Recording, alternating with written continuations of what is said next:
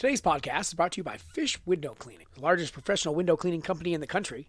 With over 200 locally owned and operated franchises, you are sure to be able to find an office near you where they can help you brighten your world at work or at home. For professional window cleaning at residential or commercial properties, look up Fish Window Cleaning at fishwindowcleaning.com.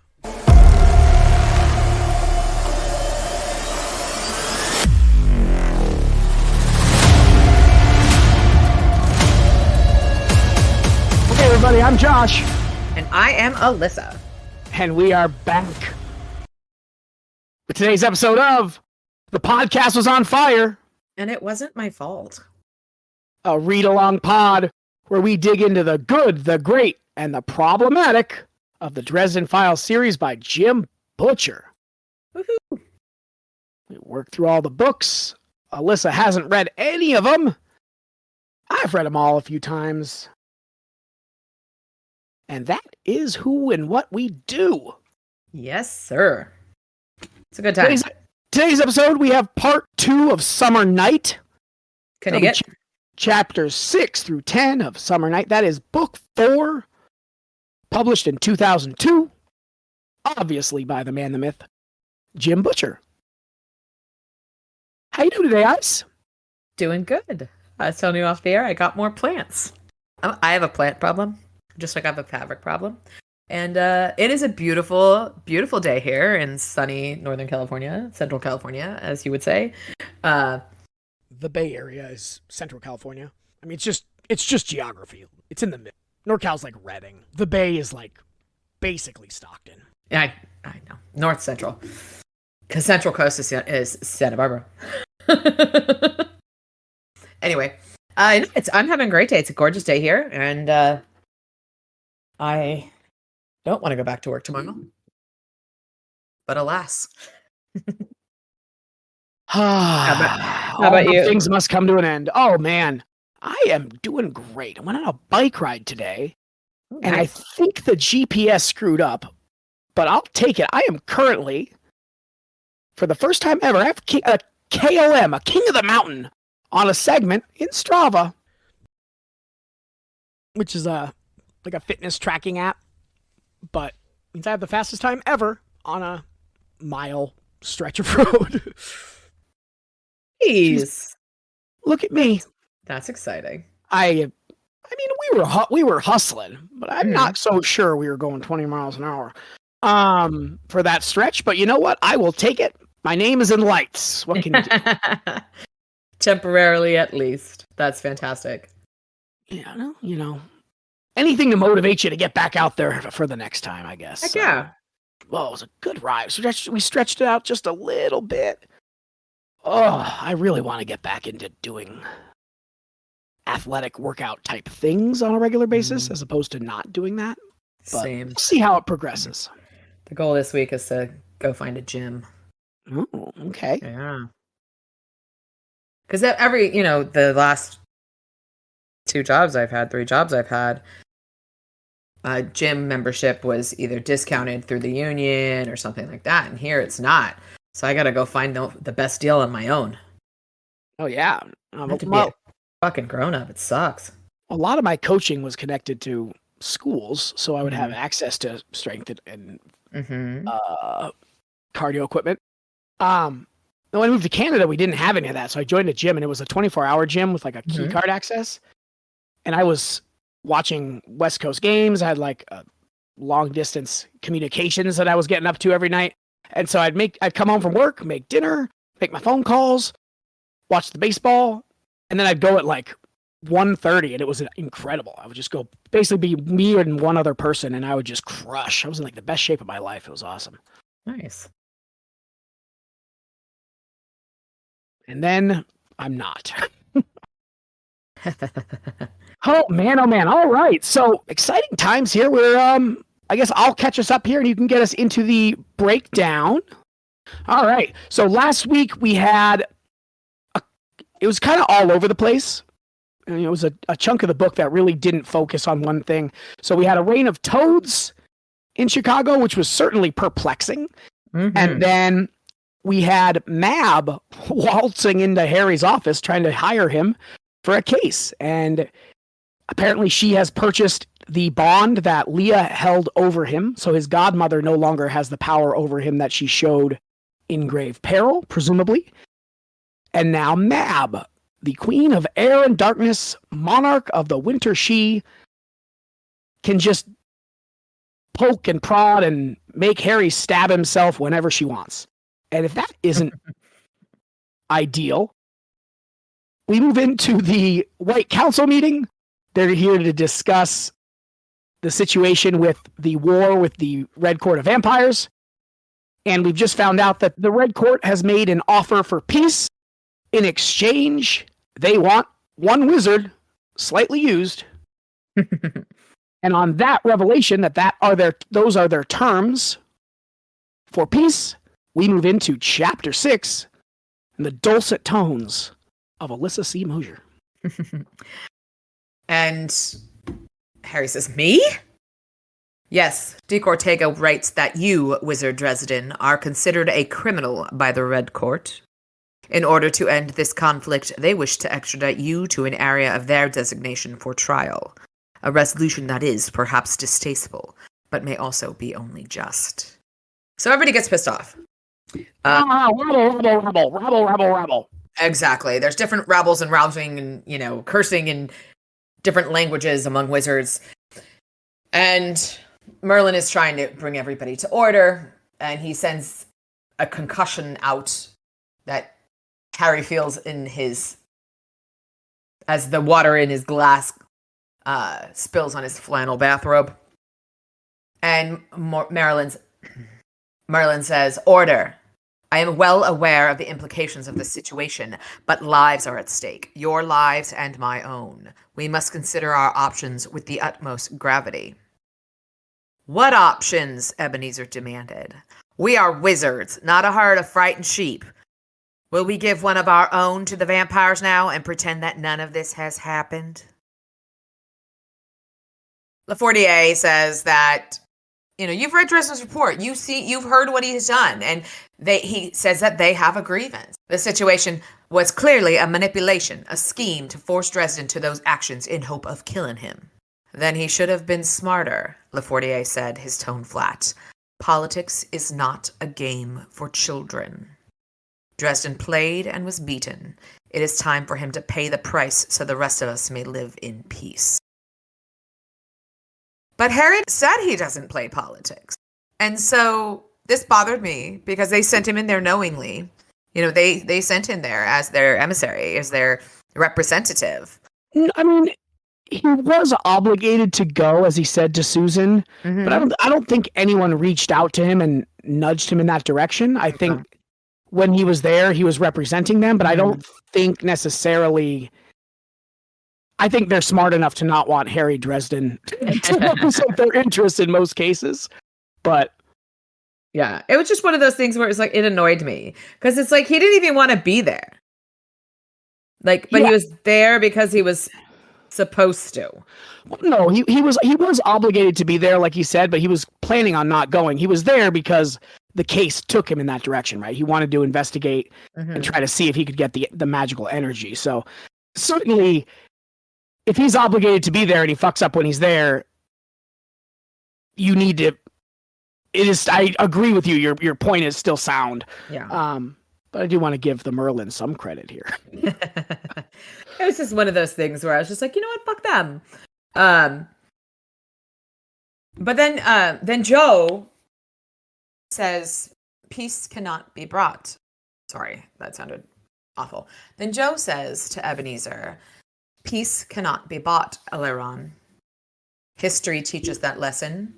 I have learned it. You should have too." Lafortier is a douchebag. "I don't know what you're babbling about, but..." And Harry, good old Harry, rolls his eyes and stands up and says, "He's talking about the American tribes losing their land to white settlers, dolt." I figured Ebenezer would leave the insult out of the translation, but there were more stifled snorts from brown robes around the room. "And about Europe's attempt to appease Hitler before the Second World War. Both attempted to purchase peace with compromise, and both got swallowed up, bit by bit." Merlin gets mad at him because he didn't get recognized. But this is a really strong indication of Harry as a person, where he got this right away. He understands what's going on. Maybe he's not such a fool in politics after all. He sees that this is a dangerous road to go on. And Harry says, sorry here, I was figuring it. We had a responsibility to protect people. What was I thinking? We will protect no one, Wizard Dresden, if we are dead, the Merlin snapped. Be silent or be removed. Martha Liberty shook her head. Merlin, it seems clear that we cannot simply hand one of our own over to the Red Court because of their demands. Despite past differences with council policy, Dresden is a fully ranked wizard, and given his performance in recent years, he seems well deserving of the title. And then Lefortier puts him into question. He says, Wizard Harry Dresden, apprentice to Wizard Justin de Morin, apprentice to Wizard Simon Pietrovich. I wonder how the Red Court learned of Petrovich's defenses to bypass them so completely, Dresden. So he thinks Harry colluded with the Red Court. And so I'm not super interested in the collusion angle, just because obviously we are inside Harry's brain and we know he didn't. Yeah. But I do like how they expand the apprentice tree there a little bit. Just a piece of information we never had, and it's just slipped in there and we move on. But it's interesting to think about. Yeah. It is, and it's a bit of information we didn't have. Even though even though Harry really hadn't heard much about him, because when they're telling the story, he's like, "Who? Who is that?" But Harry thinks this is laughable, and Lefortier takes insult with his laugh. He says, "You see in what contempt he holds this council? His position as a wizard. Dresden has constantly endangered us all with his obtuse indiscretion, his reckless disregard for secrecy and security. Even if it was someone else who betrayed Pietrovich and his students to the Red Court, Dresden is as guilty of their murder as if he himself had cut their throats. Let the consequences of his decisions fall upon him." And Harry says that it is impossible, or at least impractical, as he had not broken any of the laws of magic. He says he is a full wizard by council law. He is therefore entitled to an in-depth investigation and trial, neither of which would provide any kind of workable solution anytime soon. I like that phrasing there by Harry, because he's basically like, that's impossible. Well, I mean, you actually probably could find a way, but it's impractical. Like he's defending himself. He's like, you can't do this to me. Well, I guess you probably could, but yeah. I mean, that's the thing but it's okay. It's not impossible, but yeah, he can't help himself for being honest. Yeah. Well, and the thing about Harry is that he kind of realizes that nothing's really impossible in this world. That's true. I mean, shit. I mean, it was raining toads. And this is where Lefortier brings his status as a wizard into question. Tornadoes in Louisiana. Exactly. And he said, and Lefortier says, I recommend the council that his appointment to his stole was a de facto decision based upon circumstantial evidence. He has never stood trial, never been judged worthy by his peers. Like hell I haven't, Harry said. I beat Justin de Morin in a duel to the death. Is that not trial enough for you? And Lefortier, again, total fucking douchebag. Whether he was defeated in an open duel or burned in his sleep is another matter entirely. And so he says, let the council vote upon the status of this madman. Let us end this foolishness and return to our lives. And holy shit, Harry hadn't thought about that. Because here's the thing. If he's no longer a wizard, he doesn't have the protection of the accords and the laws. And the council would be obligated to turn him over to the Red Court. And so this makes Harry nervous. Yeah, we don't get a whole lot of information what these trials seem to consist of. Mm-hmm. Yeah, entail. That's a way better word. That's why you make the big buck, one large novelty-sized dollar. it seems like it's just when they decide you're ready. Who's making that decision, right? Because is that not trial enough, right? Like how, or maybe there's a set trial and you can circumvent that by doing something special. I just wonder the structure of it all. Yeah, I do too. And that's, we obviously it's not presented here at all, but we do know that it's very important. And so Merlin is going on and on about how let those who would have him keep his stole vote for, and those who would rather his status be returned to apprentice. So he wouldn't completely be kicked out, but he would go back to apprentice.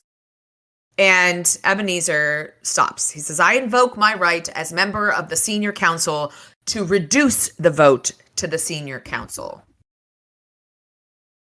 And the Merlin says, on what grounds? On the grounds that there exists a great deal of information about this matter of which the council at large is unaware. It would be impractical to attempt to explain it all. So Ebenezer knows the ins and outs, and he's protecting Harry. He really is. And Joe seconds him, and Martha thirds him. So we get through the vote.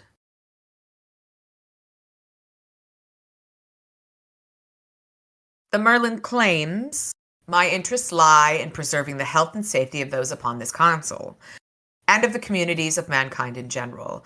I vote against Dresden's validity as an initiate wizard of the council. I just feel like that my interests lie in preserving the health and safety is just such glad-handing bullshit, because he obviously doesn't. I mean, he obviously doesn't give a fuck, but he also says, and of the communities of mankind in general. Harry started this to save a human being. That's why we're in this setting. So do you give a shit about humans or not? Or not. Very good point. Very good. I mean, he could also be taking the Bianca angle where he says, is one person worth it, right? Yeah. But how many humans is worth it, right? Like, what's the cutoff? Apparently it's more than one. Yeah, no, definitely. And it's just, I'm not a fan of the Merlin nor Lafortier, because Lafortier says, as do I, for the same reasons. Ebenezer spoke next. I've lived with this young man. I know him. He's a wizard. I vote to preserve his status. Little brother cheers from his perch, and he agrees, obviously. And the old wizard stroked the raccoon's tail with one hand. My instincts about this man tell me what he comports himself as a wizard should. I vote in favor of his status. And Martha Liberty also votes in favor. Harry 3, bad guys 2. I turned my eyes to Ancient Mai. Tiny little woman. And she says, no wizard should so blatantly misuse his status as a member of this council, nor should he be as irresponsible as Harry Dresden has been with the use of his art. I vote against his retention of wizard status. 3-3. And the last remaining person is a tall man standing in the corner, covered in his dark robe and a deep cowl over his head, with the shadow masking his face. He's 7 feet tall and thin. He's not just tall. He's taller than Harry, which is not something that happens very often. He's a tall, skinny bro. And gatekeeper, what say you? I leaned forward in my chair, my mouth dry. If he voted against me, I was betting a warden would zap me unconscious before the sound of his voice died away. Harry knows he'll act quickly. It's almost as though this was planned. And the gatekeeper says, it rained toads this morning. A baffled silence followed. It became, a moment later, a baffled mutter. Gatekeeper, the Merlin said, his voice more urgent, how do you vote? With deliberation, the gatekeeper said. It rained toads this morning. That bears consideration. And for that, I must hear what word returns with the messenger. The Fortier eyed the gatekeeper and said impatiently, what messenger? What are you talking about? The back doors of the theater burst open. A couple of wardens bring a guy in. Looks like he's gotten the shit beat out of him. And this is my courier to the Winter Court, Ancient Mai stated. He insisted they wanted to take him for treatment, but he insisted that he come to tell her. Where did you find him? The Merlin asked. Outside. Someone drove up in a car and pushed him out of it. We didn't see who it was. Did you get the license number? I asked. Both wardens turned to eye me. Then they both turned back to Merlin. Neither of them had gotten it. Maybe license plates were too new a concept. They weren't even a whole century old yet, after all. Hell's bells, I muttered. I would have gotten it. I just love that. Like, I would have gotten it. Bastards. Well, that's Harry's take on the whole thing, is modernizing this ancient bullshit. They're talking in Latin, but they don't get the license plate. Yeah. Bringing the White Council into the 21st century. Yes, most definitely. And he's mentioned that on multiple occasions. And this is just yet another element. And so we learn what this courier said. He said that Queen Mab bade him tell the council she will permit them travel through her realm, provided one request is fulfilled. Merlin arched a brow, fingers touching his beard thoughtfully. What does she request? She did not tell him. She said only that she had already made her desires known to one of the council. I didn't pay them any mind. The ancient's translation of the messenger's words shocked me enough to keep me from so much as breathing, much less speaking. When I could move, I turned my back to the table. I leaned forward and banged my head gently on the wooden surface several times. I understand that completely. And the gatekeeper comes up to him and says very quietly, "You know what the Reign of Toads means." His English had a gentle accent, something part British and something else. Indian, Middle Eastern? I nodded. Trouble. Trouble. Though I could not see his face, I suspected a very slight smile had colored the word. The cowl turned toward the other senior council members, and he whispered, "There isn't much time. Will you answer me one question honestly, Dresden?" And Harry checks the people at his table, and the gatekeeper enacts a veil of some sort where I don't quite understand what it is, but it's like a cone of silence. Silence, exactly. And I'm like, okay, that's pretty cool. But he senses this in Harry, and he leaned down closer and whispered in my ear, "Has Mab chosen an emissary?" I struggled not to let the surprise show in my face, but I'm not always good at hiding my feelings, which I love. In any case, there was no sense lying to the guy whose vote would decide my fate. I nodded to him. Yes. Precarious balance. The council can afford neither to keep you nor to cast you out. I don't understand. You will. He drew the cowl back down and murmured, "I cannot prevent your fate, wizard. I can only give you a chance to avoid it on your own." What do you mean?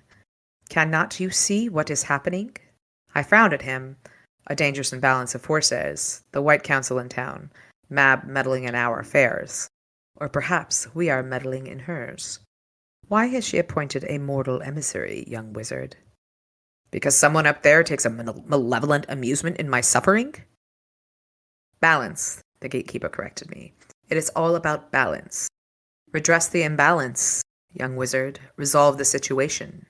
Prove your worth beyond a doubt. I think that's cool.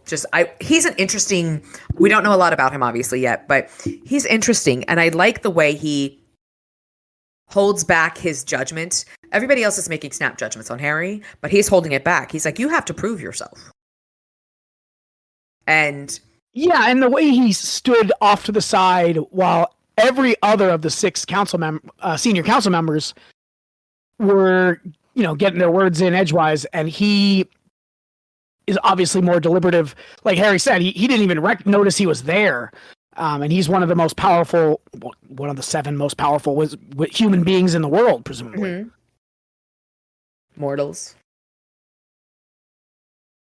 And I do love how and they troop back up to the podiums. Podia, whatever. Goddamn correspondence course. I also like Harry's, but I'm not always good at hiding my feelings for the understatement of the week.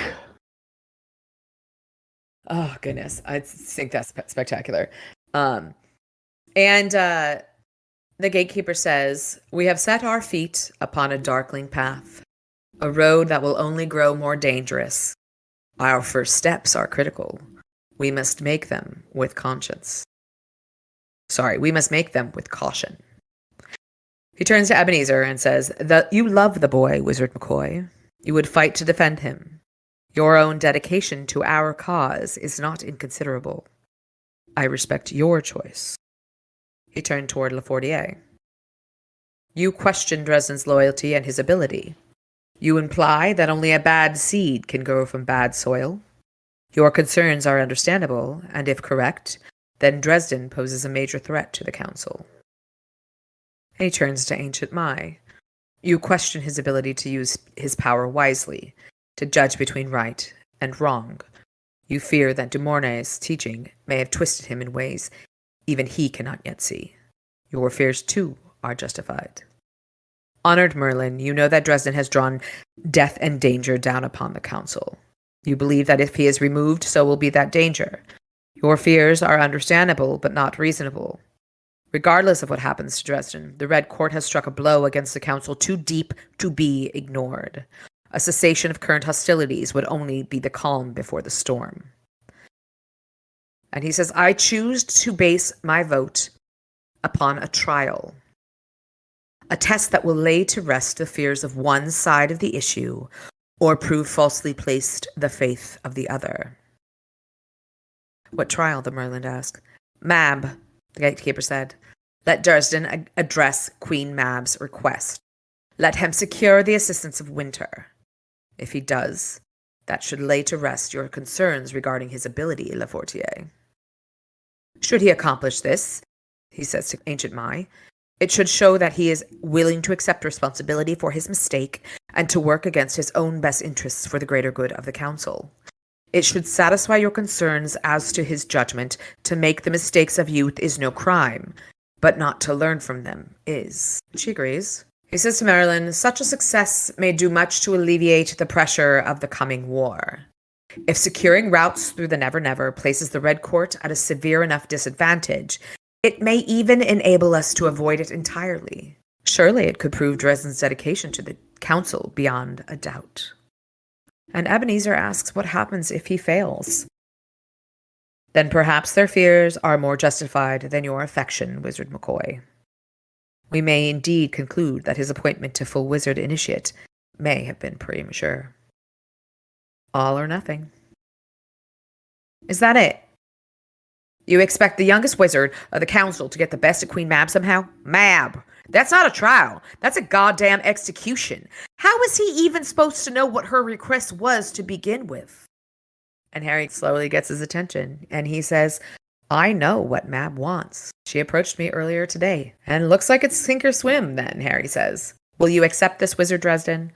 I nodded my head, my throat gone dry. As deals went, it blew. But some little part of me that hadn't let me forget all the destruction, maybe even the deaths I'd caused last year, danced gleefully at my apparent comeuppance. Besides, it was the only game in town. I tightened my grip on my staff and spoke as clearly as I could manage.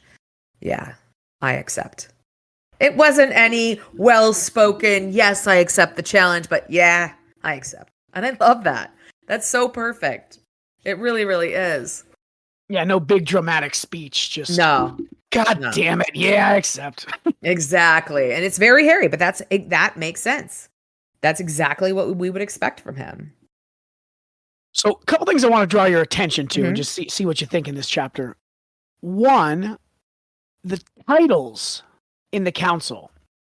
I thought Ancient Mai, literally on my 700 read-throughs, I thought Ancient Mai was just a descriptor, basically, like that's just, hey, she's the Ancient Mai. Ancient is capital.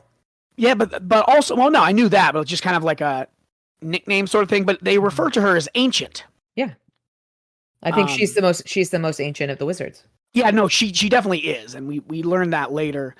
I don't even, maybe even through extra textual stuff, but she's like hundreds of years old. She's like ancient. But they refer to her as Ancient, not her name, not wizard, whatever her name is. There's the gatekeeper. There's the Merlin. I just thought that was interesting, and thought maybe you would find it interesting as well. Just all the different titles. I wonder if there's other titles for the rest of them. I don't know. That's a good question.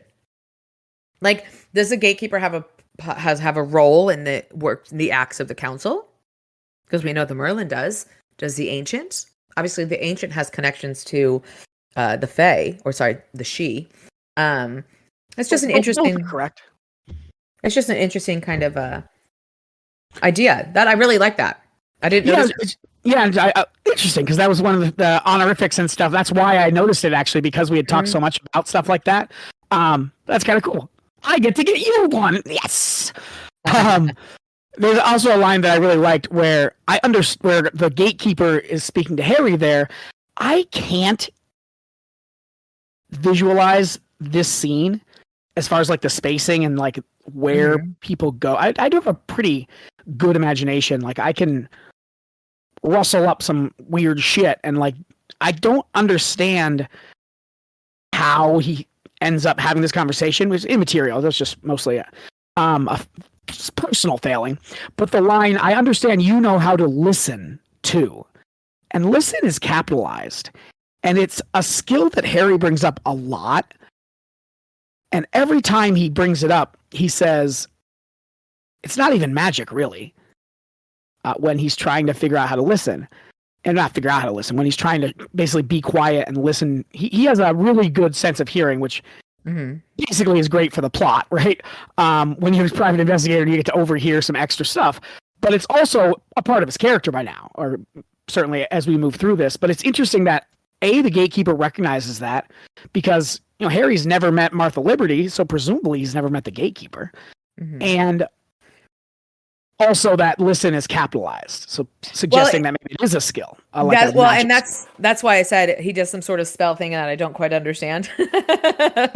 Because that was, and in the way I saw it. Okay, so the first time I read through it, the way this is pictured in my head is like dinner theater, like everybody's at tables and then there's the dais, and it's basically on stage and there's lights on the stage, and that's where all of the senior council is. And then everybody else is kind of down lower on the flat, and it's a little darker down there. And the first time I thought, well, maybe he walked down and talked to him. But now I'm like, maybe he, like, it's like the listen was speaking without words. Does that make sense? Like they were speaking between the sounds. And that's what I thought the listen was. And it was some sort of spell. And he wasn't right. That he didn't necessarily have to be right there. While he did touch him on the shoulder, in my head, it was that he touched him on the shoulder, but Harry turns around and he's not right there. I know that probably doesn't make any sense, but I felt that they can rustle up somebody's shoulder for sure. No, I like that. Yeah. But I just, that was sort of how I've kind of seen that. Yeah, I mean, that definitely solves my spacing problem, because in my mind, they are having a conversation with words. They're just both really good at listening, and so they can kind of block out some of the other stuff. But that's an interesting angle as well. I mean, clearly, there's no right or wrong to that, just different interpretations. That's interesting. Yeah, I mean, it's just a visual kind of play on it. What do you think about the gatekeeper? I think he's awesome. I can't wait to see what more there is to have to offer. He could go either way. He could be good or he could be bad, but at least he's thoughtful. Yeah, he's definitely deliberative. Is that a word? Deliberate. Yeah, that's not the word I want then. He's contemplative. I don't know. He definitely is very different than the rest of the senior council. I think a lot of them are used to getting their way and kind of being forceful. They're politicians, right? I mean, they're 100%. Yeah. And that's not even necessarily a negative. It's when you're running anything, any board you're on or whatever, it's going to be political, right? You're horse trading for votes and all that stuff. So like that's how these things naturally work. And he clearly stays out of the muck, which is interesting. He also knew the courier was going to come. Yeah. And he asks a question about what day it is. Which I didn't understand why he asked what day it was. What day was it? June 18th. Oh, fuck. So it is summer. Damn it. You're right. We were talking about that last week. Oh, yes. Interesting. The summer Knigget is happening in summer. Yeah. So there's the double meaning. It's in summer and it's about the summer night. Yeah. The summer court. So spoiler alert. Oh, we're not there yet. We sort of are. And I think that's all the thoughts I have on that one. Do you have any other thoughts before we move on? No, I love this discussion of it. All right. So Chapter 7, again, we get a little bit of the break down a little bit of lore, world building more than lore, I guess. Those are similar, but I think they're different. This is more world building, describing how the council operates, right? Which is just kind of cool, where the wardens showed up in force to escort people home, through their different paths to protect them, especially because we're at war right now, but they probably would escort some important people anyway. And we do learn who those VIPs were, which I love. Again, I didn't remember, which was we knew last week there was a section that was roped off for VIPs and representatives of other kind of supernatural groups that they didn't say who it was. And so we learned that it's a few secret occult brotherhoods for the most part, and just some others, presumably small groups that are siding with the wizards in this war, which is useful. We love allies. Don't forget Poland. And each gave a brief speech declaring his or her group support, which is great. We love when people come together and hold hands and do things. Community. Yes, so community is great. We're all better together, And as before the Merlin even says the meeting's adjourned, Harry's already on his way out, and he blasts out of there without talking to anybody. With all the raging power the ancient 4-cylinder engine could muster. I love it. Just such a good line. Let me put that to you.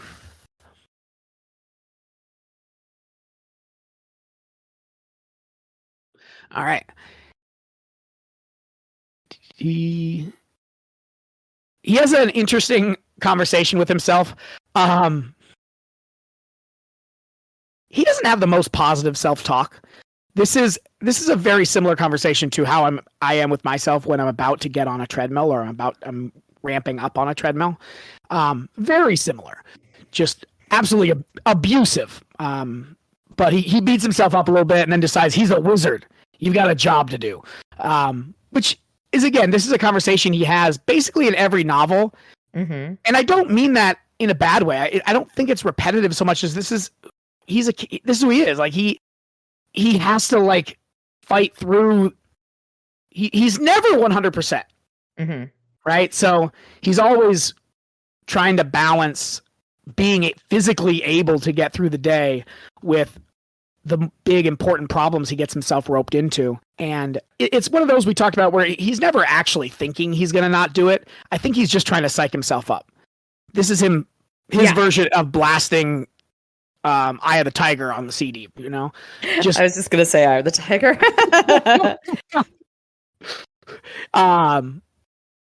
I was a tiger. Yo triumphi. So he decides he's going to go to. So in an interesting kind of twist of their normal relationship, he goes to Karen Murphy for help on a case, which I really like that kind of flip on its head of their normal relationship, right? He's a consultant for her. She brings him in on cases that are too tough for them to handle or kind of too spooky. And now this one is a little bit too mundane. And so he needs to use her expertise. I just really like that. It's a great example of the balance in their relationship, that the first person he thinks of is her. Yeah. Because it's true. That was the first person he thought of. Yeah, he's going to trust her with something like this is really cool. Think about that compared to where we were at a novel or two ago. And, he described her as a friend, but he didn't treat her like this, which is really cool. Yeah. So this is the lowest we've seen Murphy in the series. Oh yeah, she's in not a good place. He knocks on the door. She doesn't invite him in. She makes him come in through the threshold, which is great. I love that even as broken as she is right now, she's still a badass. This is so weird. I used to not be a Murphy fan, and now she's like one of my favorite characters. This is really interesting. But this shows her humanity. Oh, absolutely. Her flaws, her humanity, her weakness, but the fact that she's letting Dresden see it is also very important. Yeah, she's definitely letting him in, which is something that you can tell she doesn't, as her grunts would tell you, she doesn't do very often or very well. But she's drinking, she's got pills, And her first ex-husband has died of cancer.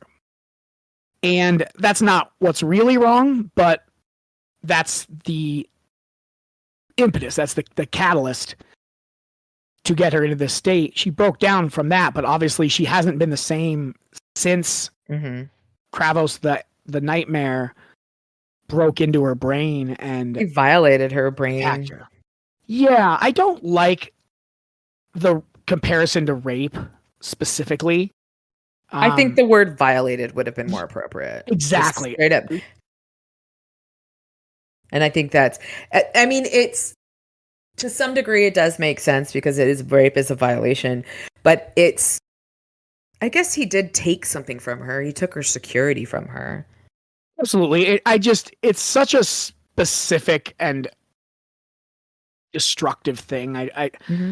I'm just spitballing here. I don't know. I didn't like it, and it's kind of leaves a bad taste in my mouth every single time I read that chunk. I like the violated a lot better, right? It's similar but different, right? It is different. I think it's a more appropriate word. It's the more accurate description would be violated.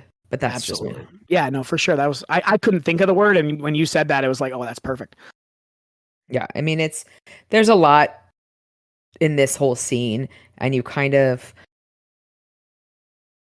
see her, what she's dealt with, what she's seeing, what she's experienced, and he's trying to understand it. I think he's trying to explain it, and that is the complexity of it.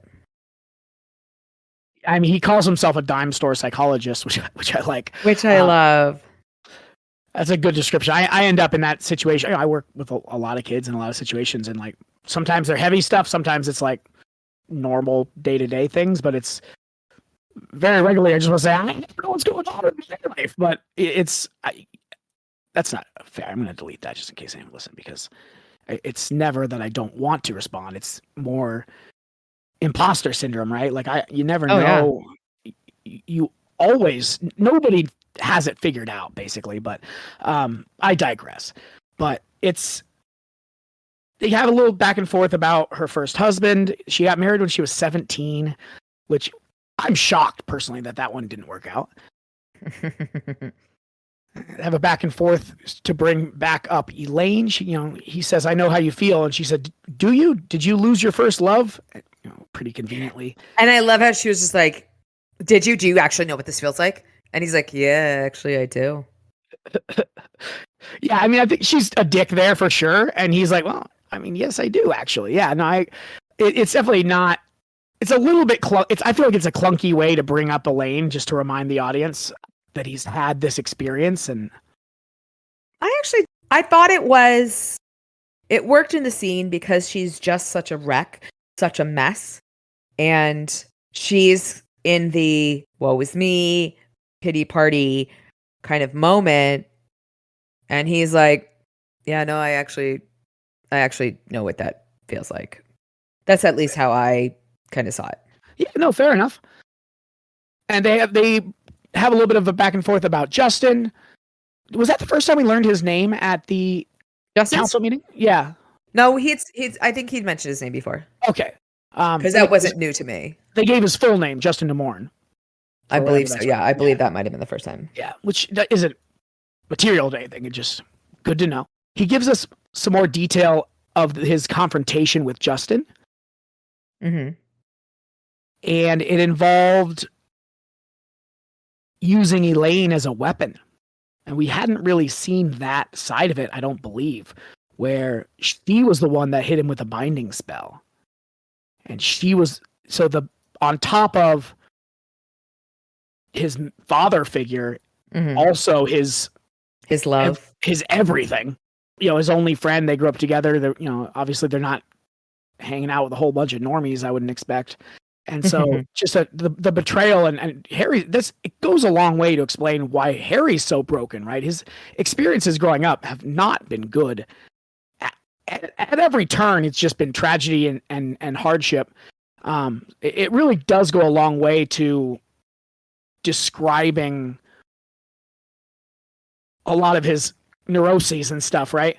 And it's his trauma, his triggers, his all of the bad shit that makes him who he is. Yeah, for sure.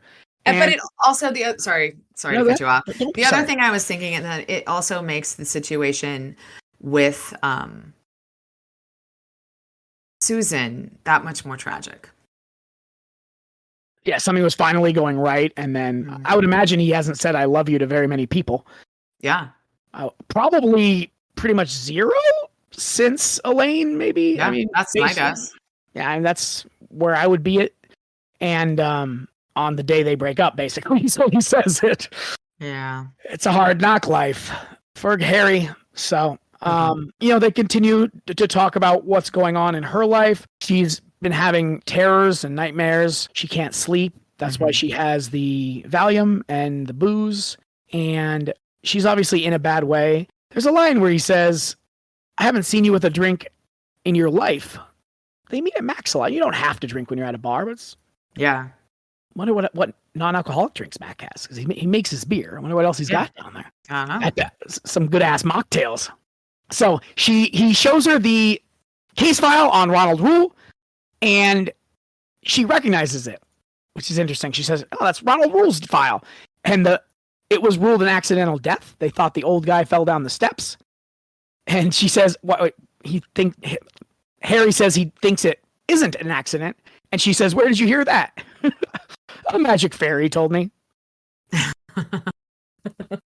I love that exchange. And she starts to get mad at him for not being honest with her, and then realizes, "Oh, you are being honest."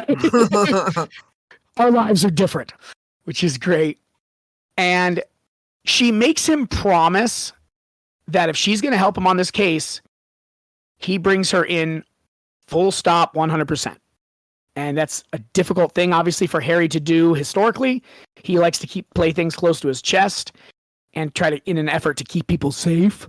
Mm-hmm. But she demands it. And he agrees, which is, again, a difficult thing for him. And again, shows how far their relationship has come on both ends. It's very much, it's not transactional. It is a very healthy relationship where they're helping each other because they care about each other, and they're supporting each other. And they're sharing as well, which they clearly is hard for both of them. So really cool character moment that is kind of buried under this plot moment, right? And they look through it, and one rookie cop, when he got there on the scene, he thought there was some slippery goo, right next to the corpse, but nobody else saw it, so they just kind of ignored it. And we believe this might have been ectoplasm. Mm-hmm. And the reminder is that anything supernatural, anything from the Never Never that takes form in our world, has to be constructed of something. It needs a body to be constructed, right? So it uses ectoplasm, which is this slippery goo that they infuse with power, and it turns into whatever it is that it is. So whether it's the bodies like Kravos was using, or if it's, I guess at one point he says, when you open a gate, when you open a way, his Aparturum spell that rips reality, there's dust that'll flicker in from, particles from the Never Never, and that immediately turns to ectoplasm because it's not being charged. So anytime you open a way, there will be some ectoplasm. So that's what we're seeing here. There's some ectoplasm, which means somebody or something stepped in and out of a way, and that is how they got that poor old man. And Harry very cleverly is starting to put it together. He says, "I don't think he was helpless, Murph. Rule was mixed up with the fairies. I kind of doubt his hands were squeaky clean." I like that. Yeah. She kind of makes him reiterate that he's going to read her in, and then she rewraps and she redresses his wound. Again, just a good, they care about each other. La-di-da. That was a good moment. But the other thing I want to point out is in the crime scene stuff, as we're going through it, I'm walking through the book as we go, and she says cameras didn't pick up anything either, and there aren't any bursts of static to indicate someone using magic. I checked. I like that. Yeah, that was really good. Not bad, Murph. I love that. Yeah, we learned about that, I think, in Full Moon when Marcone mentioned that there was a burst of static. It's I like that she's putting it together, and that's why, he said that most of the people they shuffle into SI are gone within a year and they're out of the force. And she's stuck around because she believes and she is learning how to deal with these things. And that's, again, just an example of her being a badass. We'll see. So he heads out, he goes home, he wants to sleep and eat and sleep, and mostly he wants to sleep. And he opens up his door, he turns off his wards so he doesn't blow himself up. He goes inside and he realizes he's not alone. He gets out his blasting rod, gets some power into it, and there she was. A slender woman standing by my cold fireplace, all graceful curves and poised reserve. It was fine. There's a really weird turn of phrase here. Her skin was pale, like the inner bark of an oak. Yeah, weird. What? Her eyes, the gray of storm clouds. We did learn that apparently there are actually in the Midwest, there are a lot of gray eyes. It's apparently a trait that is Nordic or something like that. Scandinavian, and so maybe? there you go. That's probably the word. And so that's why I'd never heard of it, because I'm a sad and lonely coastal dude who doesn't get to experience fun and exciting traits like gray eyes, which apparently happen all over the Midwest. So that's kind of cool. Yeah, very cool. That was Eliza who wrote in and helped us out, educated us with that. So that's really cool. Thank you so much for doing that. And now I understand why everyone has gray eyes in this, because it takes place in the Midwest. So there you go. So this woman also has those gray eyes. She has a silver pentacle hung outside the shirt, resting on the curve of modest breasts. And she puts her hands up and says she let herself in. Hope you don't mind. You really should change your wards more often, which is funny. And she says, hello, Harry. She stands up and kisses him on the cheek. And in a bare whisper, fighting through the shock, Harry says, hello, Elaine. And when I was listening to the audiobook, I said, holy shit! Because as we all thought, Elaine was dead. Apparently she's not. What I really like is they've been bringing her up, I think, in every book, but certainly since Full Moon. And you could be excused for thinking that was just what happened again at Murphy's, right? They bring her up and then there's no payoff. And so even though it's immediately after, it still really is shocking because you don't you expect it to just go away. And that's, I thought it seemed a little bit clunky, but it really, this is the payoff right away, which I really like. And it's a payoff from book novels ago, years ago, that he's peppered in there, which is really, really cool. I love seeing stuff like that. And it was well done. It was very well done, because it did make sense. And I didn't feel it was clunky because it made sense in the moment and all of that.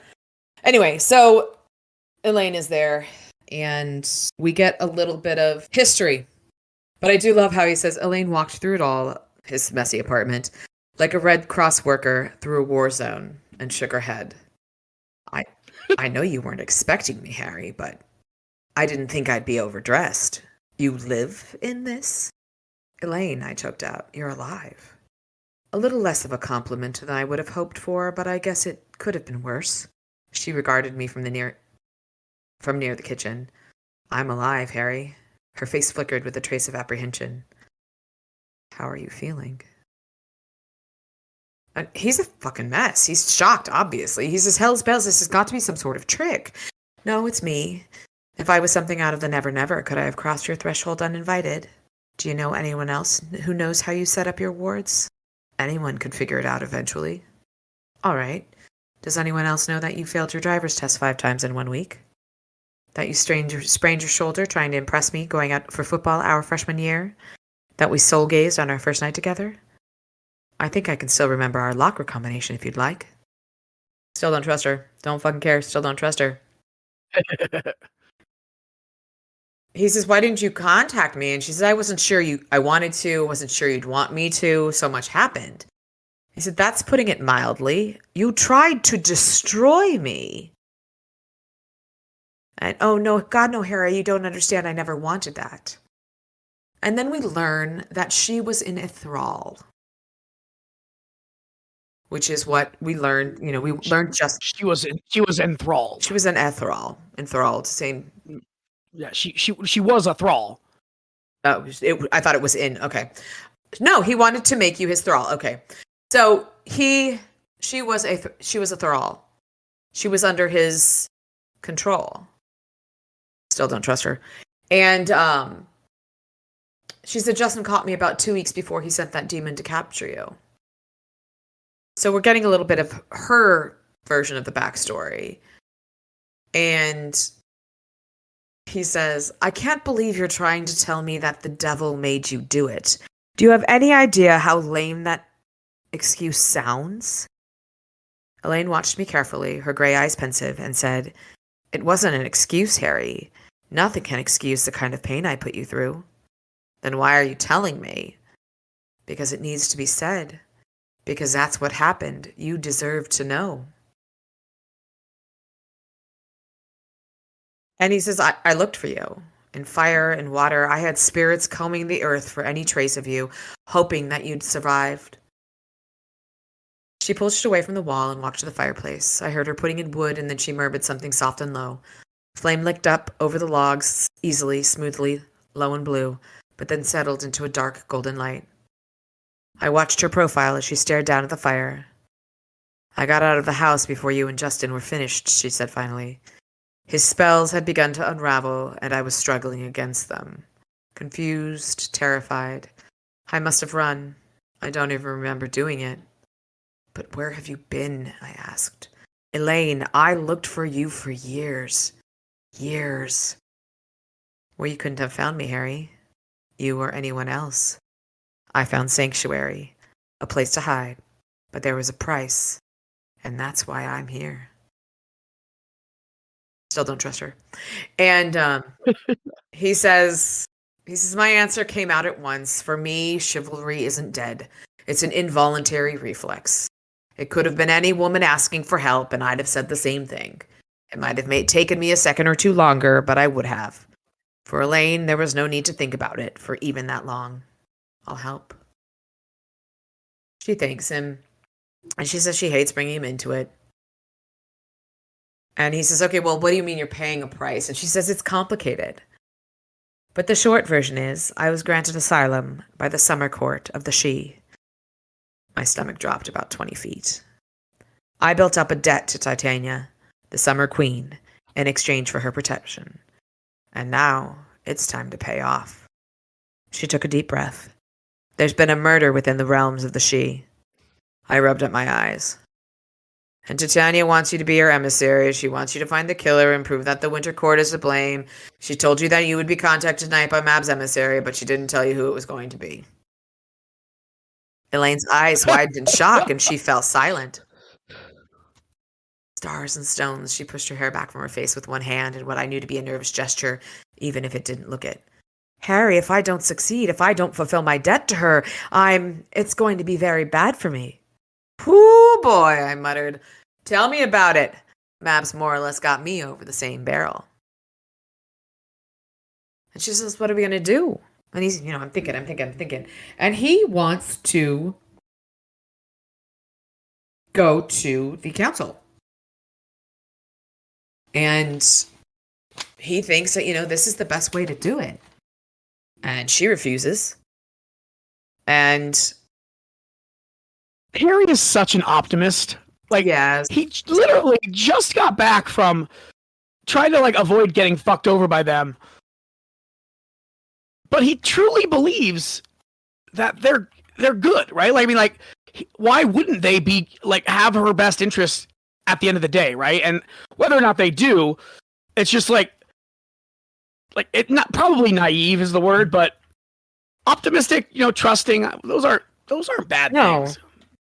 He's very optimistic. He does have that very moderately naive, but he wants to see the good in everything. Yeah. Most definitely. Which is a good quality to have. It is. So she is, she doesn't like the idea of the council. And she says, God, Harry, you just can't see it. The council doesn't care about you. They don't want to protect you. They will only put up with you as long as you toe the line and don't become an inconvenience. I'm already inconvenient. I love that. But it's, she has some good points. But he says, when they find out about you, it needs to come from you. You come forward, it's going to cut down on any uneasiness or suspicion they might feel. Suspicion? Elaine exclaimed. Harry, I'm not a criminal. You're just asking for trouble, Elaine. And how are they going to find out about me, Were you planning on running off to tattle? Of course not, I said. But I was thinking of how much trouble I was going to be in if one of the wardens heard I was associating with someone who might be a violator of the first law. And one of Justin de Mornay's apprentices at that. With the cloud of disfavor I was already under, adding that kind of suspicion to it might be enough to sink me, regardless of how the investigation turned out. Do I have a great life or what? I won't say anything. It has to be your choice, Elaine. But please believe me, trust me. I have friends in the council too. They'll help. You're sure? Yeah, cross my heart. 2 things. It feels like she's guilting him. She hasn't seen him in all these years. She's been in hiding. She tried to kill him. She's guilting him. Number 2, when the council inevitably finds out about her, she's going to blame him. This is totally 110%. This is what I think of this as foreshadowing. She's going to fucking blame him. No matter what happens. I don't trust her. How many times have I said that? I just don't trust her. I don't fucking trust her. Anyway, so we hear a rapping on the door, and it's Morgan. Open up, traitor. There are questions I need you to answer. Bum, bum, bum.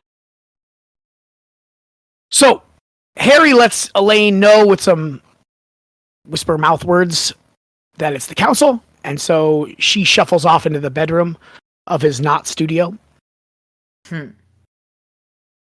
She throws him his staff on her way out, and he says, again, Morgan says, Dresden, I know you're in there, open the door. Or you'll huff and you'll puff and so on. And Morgan says, am I interrupting anything? Well, I was going to settle down with a porn video and a bottle of baby oil, but I really don't have enough for 2. I love his just snark. Antagonizing. Oh, 100%. Which is fine. I have no problem with, because fuck Morgan. You disgust me, Dresden. Yeah, I'm bad. I'm a bad man. Glad we got that settled. Goodbye, Morgan. And he tries to slam the door on him, but Morgan doesn't let him. It's been one hell of a day. If you've got something to say, say it. And this is, Ebenezer mentioned last week that the Merlin would have 3 attempts. He always has 3 plans. He's got his main plan, he's got his backup plan, and he's got his ace in the hole. And with Petrovich gone, they wanted to stack the council, the senior council rather, with a Merlin loyalist, basically another yes man like Lafortier. And they beat that one by just using the wizarding rules against him, and they forced Ebenezer to have his spot on the council. That was the first attempt. His backup plan was the vote to strip him of his wizardship. And this is our ace in the hole. We'll find out here as we go. But Morgan blasts in there, and he starts going off about Susan, which is really the wrong thing in this moment in time. It's the very wrong thing to do. Yeah, I mean, Harry is just obviously not in a good way with respect to her, and now Elaine is just fucking up his entire brain. But he suggests that Susan was a plant, that she was working for the Red Court all along, which is A, very hurtful and mean, and B, completely obviously without any sort of evidence. Mm-hmm. But he's not really using it as evidence. He's just trying to get Harry riled up so that he does something stupid, which I know this might shock you, Lissy, but sometimes our boy Harry does some stupid things. No. I know, it is. Not often. Just like 7 or 8 times a novel. But he actually pulls his sword. I mean, he gets to the point where he's ready to throw blows here. And he catches himself because he realizes this is the plan. This is how they're trying to get him. There's another warden outside, and they're going to catch him basically throwing the first punch. Very similar, actually, to Bianca's party, which is an interesting comparison where I'm trying to think of the best way to describe what I'm thinking, but like the fact that Morgan is taking the Bianca role in this should tell him more than it does, and I don't think he realizes that. Have you seen that? It's a sketch from some British sketch comedy, I think, where they're Nazis and they're looking at their uniforms. I don't think so. It's really great, but they're talking about it. It's like our uniforms. They've got skulls on them. Like, are we the baddies? Oh, yeah, I've seen like screenshots of it. Yes. Yeah. The Are We the Baddies is it's just a great. I recommend every single person watch that today. Stop this podcast and watch that because it's way better than this podcast. I'm just kidding. Nothing's better than this podcast. But they're just looking like they got skulls on them. But this should really be Morgan's "Are we the baddies" moment, and it just isn't, unfortunately. Luckily, Dresden catches it just in time, and he realizes what they're doing. He puts his sword back away and says, "Get out, Morgan! Like, unless you want to shoot attack an unarmed man, get the fuck out of my house, man! I gotta fucking take a nap." And it seems like all's well that is about to end well. And then there's a noise in the bedroom. And at that moment, I said, "Fucking Elaine." I don't like her. I don't trust her. I love that. I love how much you distrust her. It's great. Oh my God, so completely and utterly. So Harry's freaking out because he realizes that he's kind of fucked if he finds Elaine because there's not really any good explanation. Although, honestly, she's a summer emissary. Isn't that a good enough reason for her to be there? Like, I don't know. He's hiding her. I think that's where the issue would come in. Yeah, I mean, everything looks suspicious when you hide him in your tiny little room. But Morgan's in the bedroom of your Nada studio? Yes, if it's not a studio. And Morgan starts to go over there, and luckily, because Mr. is the best, comes running past him. He says, "Gosh, Morgan, my cat might be a dangerous subversive. Maybe you better interrogate him." The only note I wrote for this entire chapter was, "Mr. to the rescue." Which, would you expect anything less? No, not at all. I have strong feelings about Mr. Oh, I recall. We love Mr. He takes a business card out. The senior council members wish me to tell you that they will be nearby, but that they will not interfere in this trial or aid you in any way. He gives him a business card and says, "That's the contact number for the senior council. Use it when you have failed the trial." Which I love. Bitches. He slams the door and he heads up the steps. And Elaine pops out and is like, "Oh yeah, that's the council you wanted to take me to? That's the one, huh?" Which is great. And he's like, "Well, they're not all like that." Again, Harry, enough of them are like that. And so she says, "There's no way I'm getting into that. I have no interest. I've survived a long time without the council. I'm going to survive a long time without them still moving forward." Mm-hmm. And so she said she's going to take off. The line I like there is, "No, I'm not going to make myself vulnerable to men like that. Not again." He puts the suspicion into a different light there. Mm-hmm. A little bit. I still don't like her. And you're very entitled to that. Then Mr. comes back. I love Mr. I do too.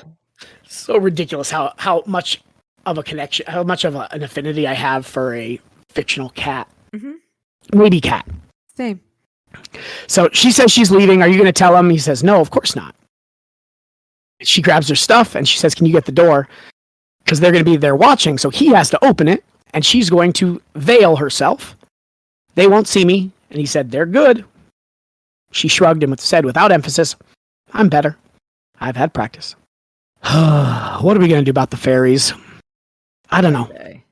I'll be in touch. He says, "How can I contact you?"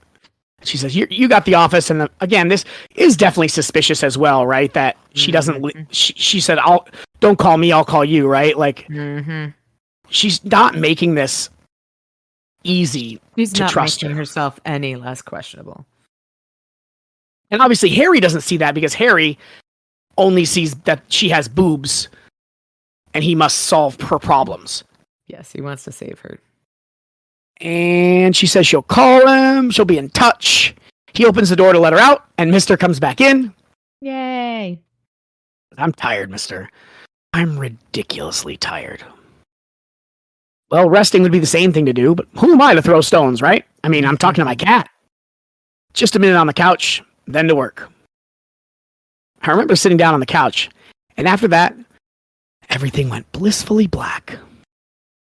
Which was just as well. The next day, things got complicated. Did they ever? He says, I wasn't too tired to dream. Evidently, my subconscious, we've met, and he's kind of a jerk, had something on his mind. He doesn't like him either. No, the dream was on a variation on the theme that had taken up most of my sleeping hours since I'd last seen Susan. The dream began with a kiss. And the dream goes along, and she bites him. She turns him, or she bites him, she kills him. She completes her transformation. Pleasure of the venom melted my thoughts, and they slid free of my flesh, floating over the ground. I looked down on my body, beneath Susan, pale and still on the floor, eyes empty. I saw the change take her. I saw her body twist and buck, saw her skin split and rip open. I saw something dark and horrible tear its way out, all gaping dark eyes and slippery black hide. Blood, my blood, smeared its mouth. And that kind of woke him up a little bit, wee bit. And he woke up and he was shaking. And because he doesn't have a water heater connected, because, magically inspired mishaps, he gets in a cold shower. He says, I stripped and stood under the chilly water for a while, shaking. Not necessarily from cold, either. I shook with a lot of things. First, with raw and mindless lust. The shower took the edge off of that in a few moments. Don't get me wrong, I didn't have any particular death-sex fixation, but I had been used to a certain amount of friendly tension relieving with Susan. Her absence had killed that for me completely, except for rare moments during the damned dreams when my hormones came raging back to the front of my thoughts again, as though making up for lost time. Second, I trembled in fear. My nightmares might be one part lusty dream, but they're also a warning. Susan's curse could kill me and destroy her. I couldn't forget that. And finally, I shook with guilt. If I hadn't let her down, maybe she wouldn't be in this mess. She was gone, and I didn't have the vaguest idea where she was. I should have been doing more. And he shaves. And I wrote down, shave equals new beginning. He talks about, the way he talks about, he spent a few minutes with a lot of care removing it regarding his beard. And the dark, wiry black hair fell in clumps to the shower floor, and my face tingled as it breathed its first air for a couple of months. But it felt good. And as I went through the routine of grooming, my thoughts cleared. So it's sort of his moment of clarity of new beginning. I really kind of liked how that's written. Yeah, that's interesting. And then we have what feels like, I believe this is a bit of a, I can't think of the word, but so he goes down into his lab and he talks about how it looked like something run by a particularly anal retentive military clerk. Except the last couple books, it was a red hot mess. And he talks about how everything is in order and everything's but before, like even in Stormfront, he had to dig through stuff to find ingredients. Yeah, but I think that's just because there was a lot of them. Okay. And then he says one area of the lab had retained the casual chaos, okay, this actually makes a little bit more sense with this statement. I didn't even realize. One area of the lab had retained the casual chaos that had been its major theme before I'd taken up nearly full-time residence last year. One shelf, still battered old wood, hadn't been changed or updated. Candle holders covered in multiple shades of melted wax that had spilled down over them sat at either end of the shelf. Between them was a scattering of various articles, a number of battered paperback romances, several Victoria's Secret catalogs, a scarlet scrap of silk ribbon that had been tied into a bow on the naked young woman named Justine, one bracelet from a broken set of handcuffs, and a bleached old human skull. "Bob, wake up," I said, lighting candles. "I need to pick your brain." Bob wakes up, and he says, "So the kid was right? Was there some portent type action going on?" "Rain of toads," I said. "Real ones?" "Yeah." "Ouch," said Bob the Skull. Then we get a little bit more of the backstory on Bob, which we've already gotten. And he says, "Bob, I've got a kind of difficult situation here, and Harry, you aren't going to be able to do this. There is no cure for vampirism. I like Susan too, but it can't be done. You think people haven't looked for a cure before now?" "I haven't looked for one before now," I said. "And I've had a couple ideas, and I have a couple ideas I want to look at." "Aye, Captain Ahab, har. We'll get down that white devil, sir." "Damn right we will, but first we've got something else to do." Bob's eyelights brightened. "You mean something other than hopeless, pointless vampire research?" "I'm already interested." "Does it have to do with the reign of toads?" "Maybe. It's a murder investigation." And Harry gives Bob a little bit of a story here. He says, "I don't know a thing about it, but Mab says he was killed. She wants me to find her killer and prove that it wasn't her." Bob fell into a shocked silence, nearly a minute long. My pen scratched on the paper until Bob blurted, "Mab! The Mab, Harry!" "Yeah." "Queen of Air and Darkness. That Mab?" "Yeah," I said, impatient. "And she's your client?" "Yes, Bob." "Here's where I ask why you don't spend your time doing something safer and more boring, like maybe administering suppositories to rabid gorillas." "I live for challenge," I said. "Or you don't, as the case may be," Bob said brightly. "Harry, if I've told you once, I've told you 1,000 times. You don't get tangled up with the she. It's always more complicated than you thought it would be." "Thanks for the advice, Skullboy. It wasn't like I had a choice. Leah sold her my debt." "Then you should have traded her something for your freedom," Bob said. Stolen an extra baby or something, and given it to her." "Stolen a baby? I'm in enough trouble already." "Well, if you weren't such a goody two-shoes all the time." I just love Bob. So good. He's fantastic. And then he says, "Look, Bob, can we stick to the subject, please? Time is important, so let's get to work. I need to know why Ruel would have been knocked off." "Gee whiz, Harry," Bob said. "Maybe because he was the summer knight." And this was a little bit of a surprise. "This means trouble," Harry says. It means things with the she are more complicated than you thought." "Gee, if only someone had warned you at some point not to be an idiot and go making deals." "How much trouble am I in?" "A lot," said Bob. "The knights are entrusted with the power of the she courts. They're tough." We learn a little bit more about the knights and the queens. A she knight is mortal, Bob said. A champion of one of the she courts. He gets powers in line with his court, and he's the only one who's allowed to act in affairs not directly related to the she. Meaning? Meaning that if one of the queens wants an outsider dead, her knight is the trigger man. I frown. Hang on a minute. You mean the queens can't gun down anyone who isn't in their court? Not unless the target does something stupid, like making an open-ended bargain without even trying to trade for a baby for... Off topic, Bob. Do I or don't I have to worry about getting killed this time around? Of course you do, Bob said in a cheerful tone. It just means that the queen isn't allowed to actually personally end your life. They could, however, trick you into walking into quicksand and watch you drown, turn you into a stag and set the hounds after you, bind you into an enchanted sleep for a few hundred years, that kind of thing. I guess it was too good to be true. But my point is that if Ruel is a summer knight, Mab couldn't have killed him, right? So why should she be under suspicion? And I love how he says, knights come and go like paper cups. But the only thing they really care about is the power. And Harry says, Mab said something had been taken and that I'd know what it was. I guess that's it. How much power are we talking about? So there's a lot of power here. And Harry says, so we're talking about a lot of magic going AWOL. Grand Theft Mojo. Where does the power come from originally? The Queens. Tell me if I'm off track here. If it comes from the Queens, it's part of them, right? If a knight dies, the power should snap back to the Queen like it was a rubber band. Exactly.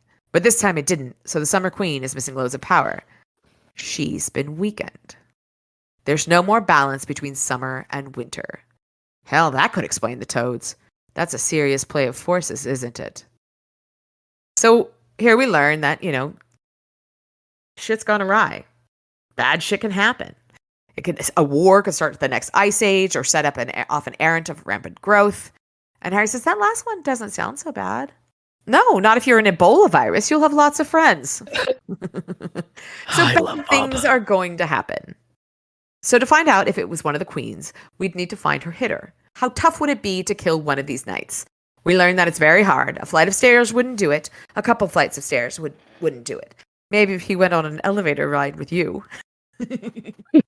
I love Bob. I love how he's just, he says a wizard could do it, but you'd have to be a pretty brawny wizard, have plenty of preparation and a good channel to him. And even then, smoking craters would be an easier accident. And so Harry says, okay, there's got 3 people on our list. Summer Queen, Winter Knight.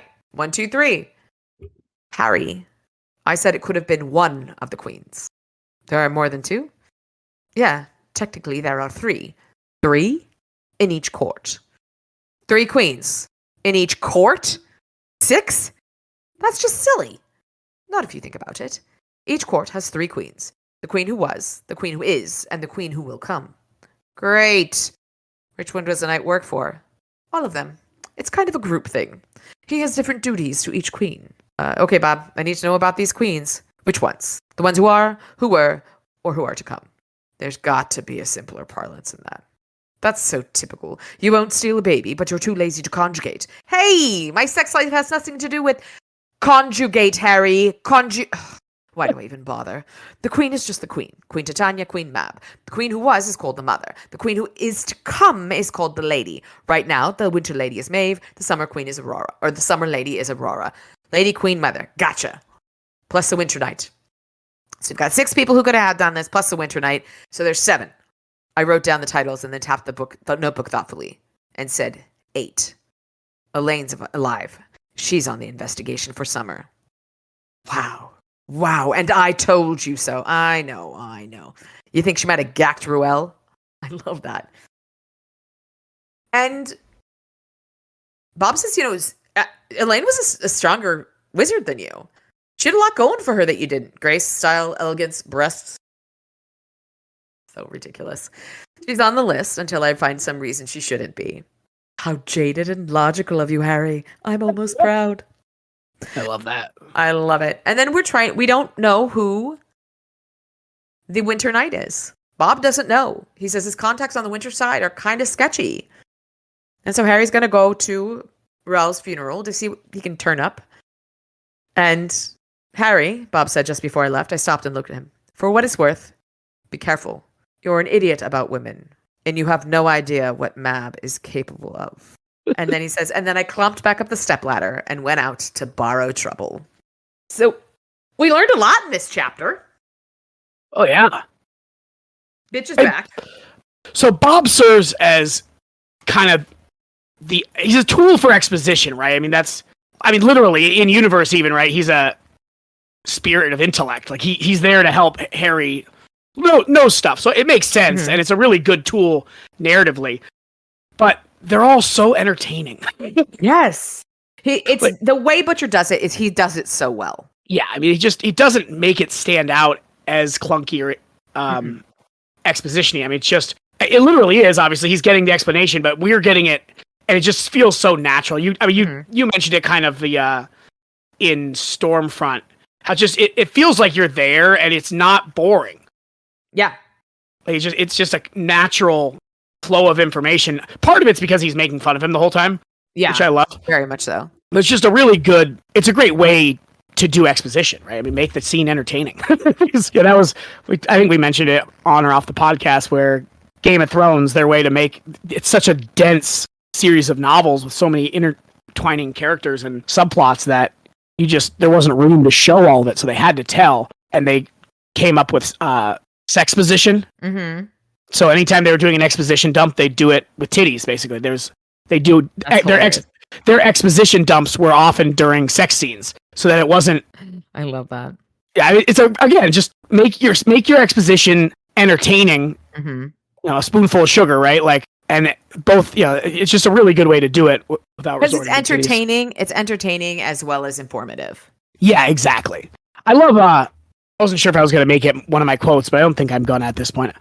I start with a bunch, but you could just stolen an extra baby for her or something, which presupposes that there's already an amount of babies being stolen, and that's just par for the course, and that's normal. Like, yeah, he's assuming that Harry should have a normal stolen baby tithe, and just add 1 or 2 extra babies onto your list of already stolen babies. I just love.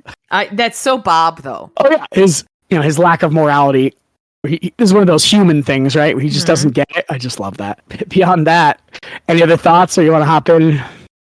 I think that's if we're good. I like the things that we learned, the queens, the knights, the whole kit and caboodle. But I love that Bob knew it. Bob knew it all, and we're just being presented it at the same time Harry is. Yeah, and it's interesting that he doesn't have contacts as good on the winter side. I mean, that could just be a narrative choice to make it so that we don't get it all in one scene. I feel like, though, he would have caused trouble with someone at some point. That's sort of how I interpreted it. Yeah, my contacts on the winter side are kind of sketchy. What did you do? Exactly. Oh, goodness. That's just how I view Bob. Yeah, I would imagine Bob pisses people off once in a while. Oh, yeah. Probably more than once in a while. Probably less so now because Harry doesn't let him out so much. Well, and Harry's too busy pissing everyone off himself. That too.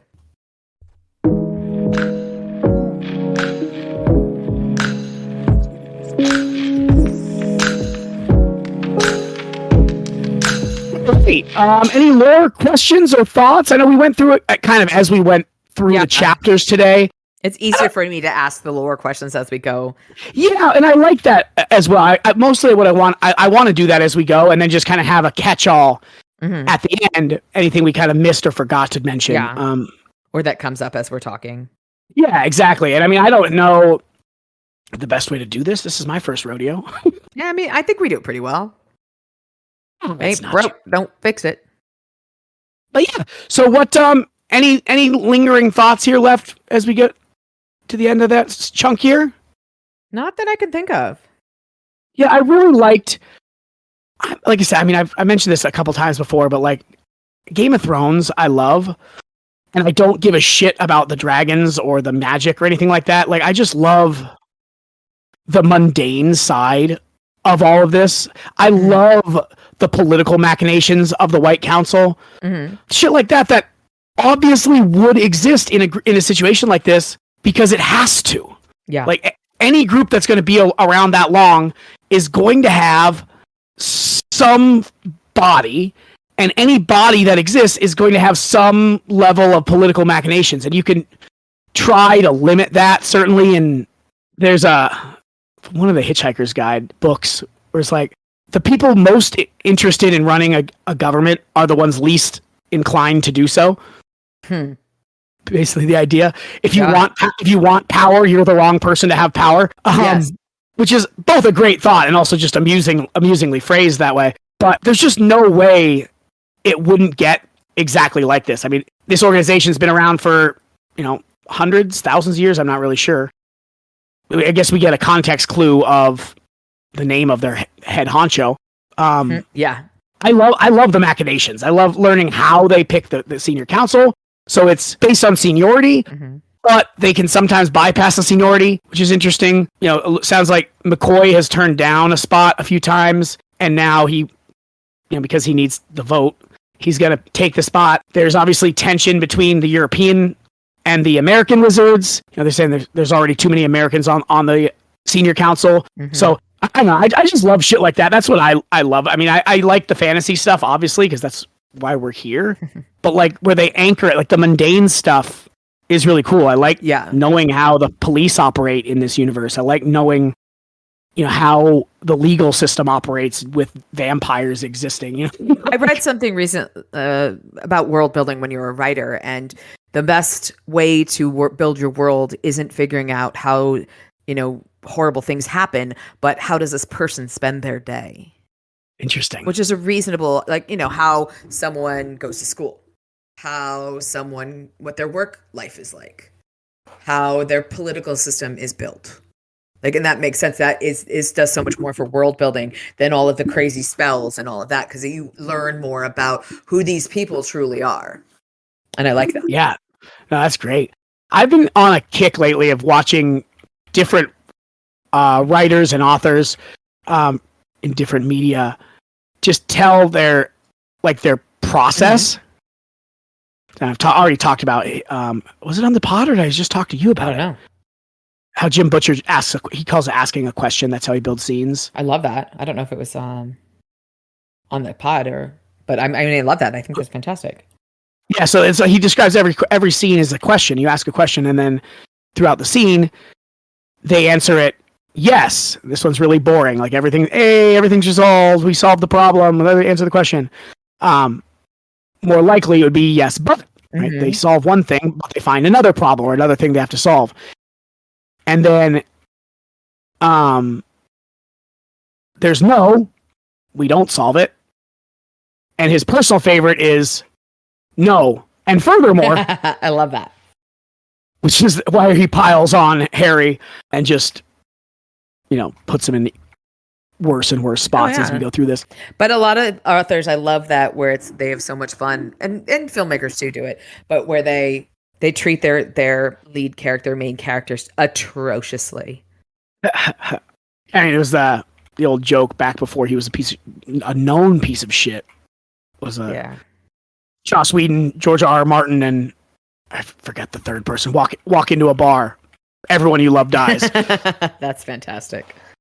That is fantastic. I mean, it's I don't want to say cheap, because it's not cheap at all. Like, if you get genuine emotion, that's incredibly powerful. Mm-hmm. Like, it's difficult. Like that's the fucking craft. That's the whole point of writing, right? And it's a difficult balance of not going to the well too often, you know? Like, you don't want it to feel forced or expected.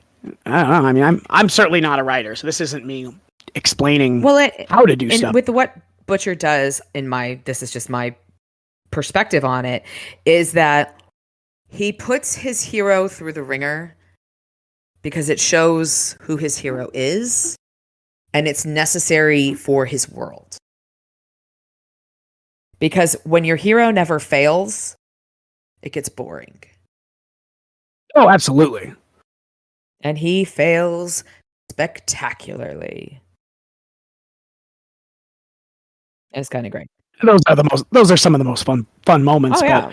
But he definitely talks about how he loves torturing Harry, and by proxy, the audience, the readers, I guess. I love it. Fully support it. Okay. So I mean, we learned a little bit more about the way the fairy courts work, with the multiple. I was talking about this offline. It really should have been. I don't want to just sound so critical. I really don't. I love these novels. I love Jim Butcher's a fucking god. But I feel like it really should have been Maiden Mother Crone.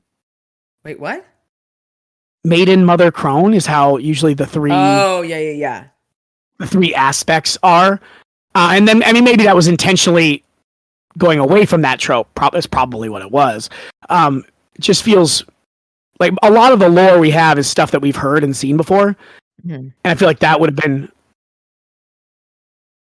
I don't know, just a thought, not necessarily a real criticism or anything like that. Just a alternate perspective, and bringing in historical elements of this type of lore. Yeah, I like the we learned about what the knight's function is. That's kind of cool that each queen gets a hitman. Oh, yeah. A wetworks guy, which is fun.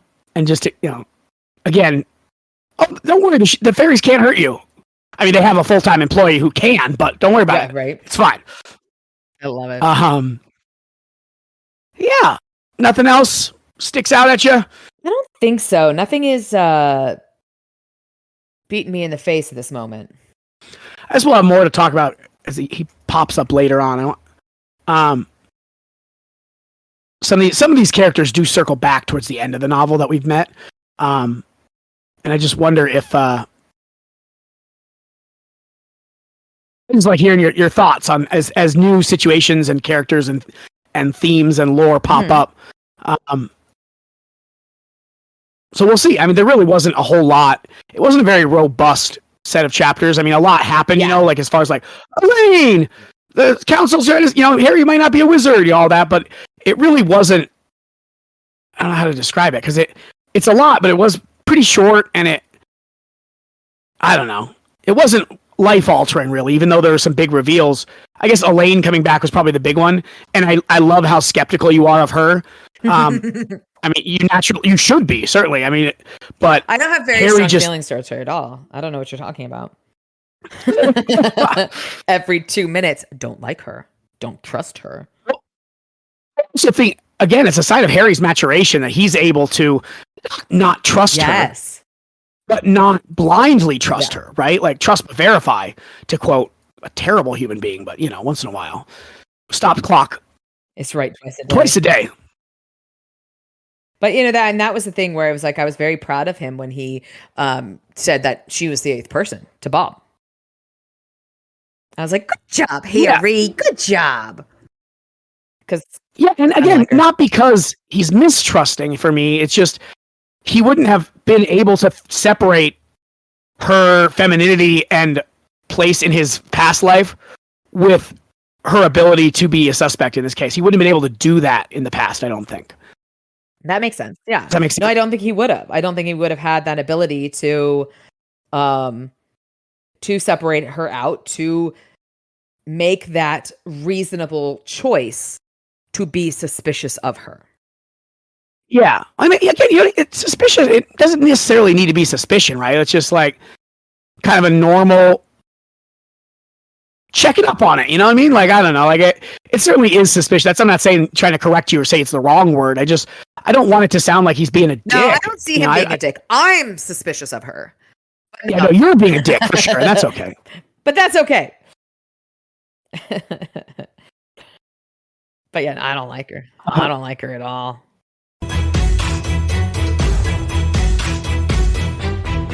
Yikes. All right. What'd you have on the yikes front? The only yikes I wrote down is, so Harry and Elaine were adoptive siblings? And they got it on? I mean, yes, they weren't siblings. I know they weren't technically siblings, but still, that was one of those like, ooh. No, I mean, like, even like in that context, like they were both apprentices. Yeah, no, I know, but that was my only yikes where I was like, ooh. But yeah, that was my moment. That was the only yikes I had. Nice. Yeah, no, I mean, it's relatively clean. I mean, his description of Elaine really wasn't that bad. No, it wasn't. I think he mentioned her breasts 2 or 3 times in there, but you can't win them all. I did, again, because I love Bob, I find it more funny than yikesy, but on his shelf, he has a new decoration. The bow. Yeah. I'm not surprised. I wasn't surprised that didn't even like register. Yeah. Not even at all. Didn't even register as something like yikesy. She's like, okay, that's something Bob would keep. 100%. I thought it was more funny. Oh, yeah, it was. I agree. It's a nice little throwback. But I do love those. I do love those little throwbacks. I don't remember anything else in here. That's the only yikes I had, honestly. All right. What do you have for quotes of the week? All right. I've changed how I've done my highlighting in the Kindle here, so I can just separate it by color. I feel like I'm brilliant, let me tell you. This is while he was with the council, and he says, I wanted to kick myself. Somewhere out there was a village I deprived of its idiots. The next one was when he's with Murphy, and, that she noticed there wasn't any static or anything like that. And she says, yeah, sometimes I use my head instead of my gun.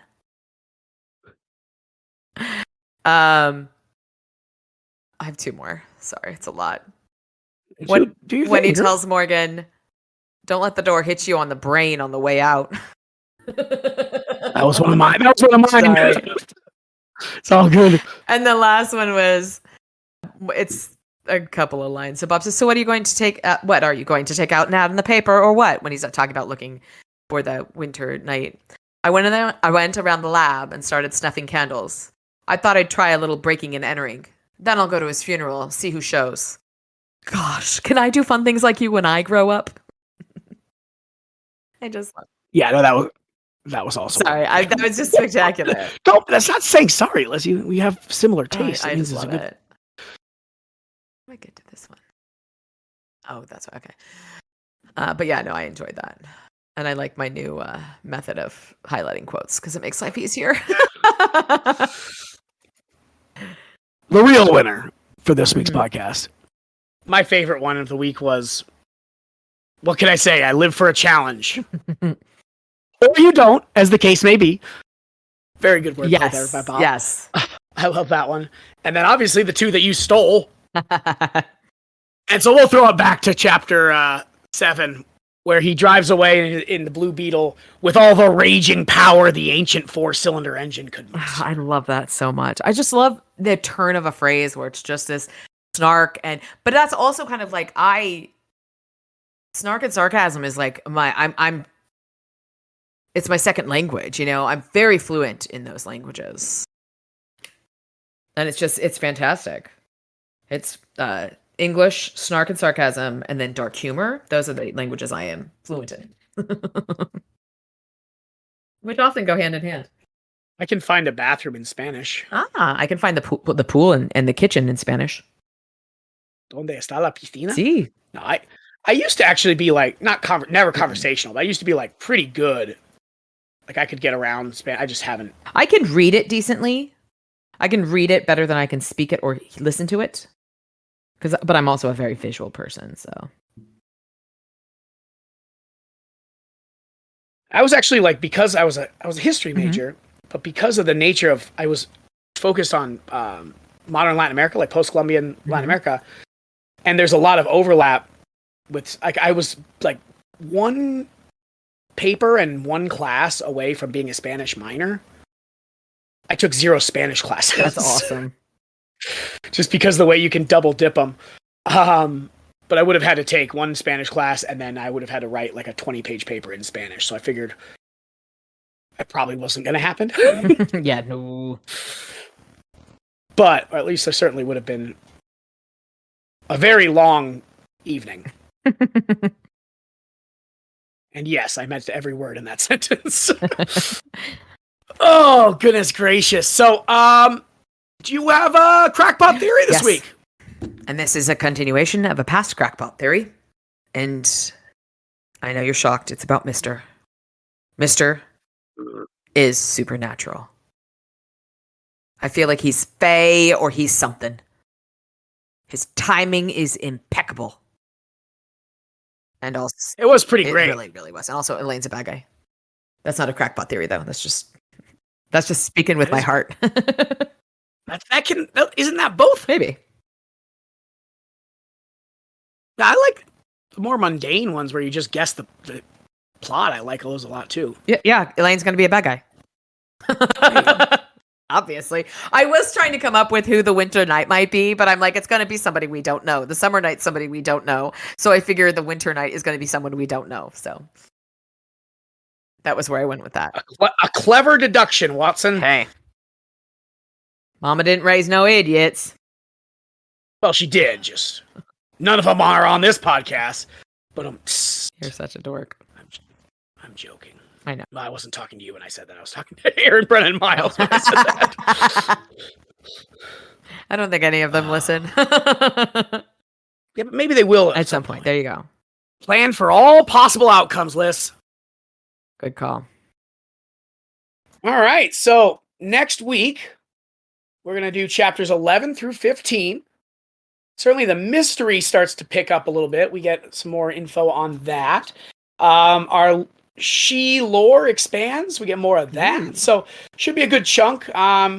think we have any big action sequences coming up, but I don't recall. So maybe we do.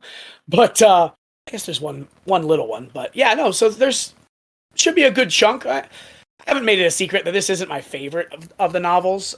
You've said that about every book so far we've read. Well, I'm just a negative person. You like Grave Peril? Okay, there you go. Now the first two suck. Grave Peril's good. This one's iffy, and I don't remember what the next one. Oh, the next one's great. Good. The one after that's okay. The one after that is great. And then I don't even remember. Oh, Small Favor. No, that's not Small Favor. 10 is Small Favor. What's 8? Oh, yeah, 8's good. Oh yeah.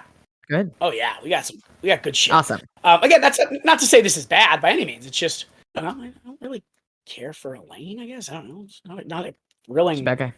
Care. Either way, we will see how these things progress. But we have 5 more chapters coming at you. Been trying to keep up with all the replies on emails and stuffs. Definitely want to help us out. The best thing you can do is find somewhere that rates podcasts and give us a rating. Even if it's not a perfect rating, which can't believe you would do that to my sister, but if that's something you're looking to do, any ratings are good. It just drives the engagement. So we would love to have you. Just keep on listening, keep on existing, keep on being the spectacular people you are. And yeah, I love it. So thank you guys so much. Novel's going to pick up a little bit next week, and I am going to be out of town next weekend. I'm going up to NorCal, as they say, for a wedding, but also for a quick visit with my favorite co-host of the podcast was on fire, and it wasn't my fault. So that should be fun. Heck yeah. We're going to max out our excitement. And yeah, life is good. So thank you guys so much. Hit us up on the podcast was on fire at Gmail, at Mastodon, at Facebook. The pod was on fire on Twitter. And I don't even know what else. I think that's where we're that at. about covers it. Drop us an email. We're good. We're really. What's our truth social? No. We don't have truth social.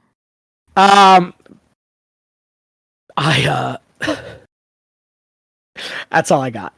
I will see you guys next week. Thank you so much for listening. This time we're actually going to get it out on Sunday as planned. I say on Tuesday, planning that. But I was planning that last week. It was a very long weekend full of work, and when they pay you, they expect you to do stuff, and that's pretty fucked up, weird. I say. Because I didn't want to do stuff. And nobody asked me. I understand that. It was a very long weekend for me too, and I understand. But you're the editor. Life is good. All right, guys. Thank you so much for listening. We will see you next week. I have been Josh. And I am Alyssa. And the podcast was on fire. And it wasn't my fault.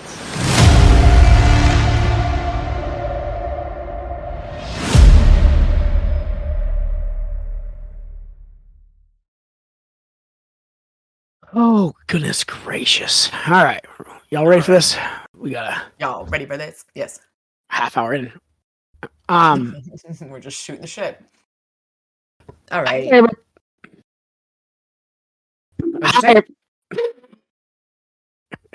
This is me unlocking the door and you keep pulling the handle. Hey, everybody. I'm Josh. And I am Alyssa.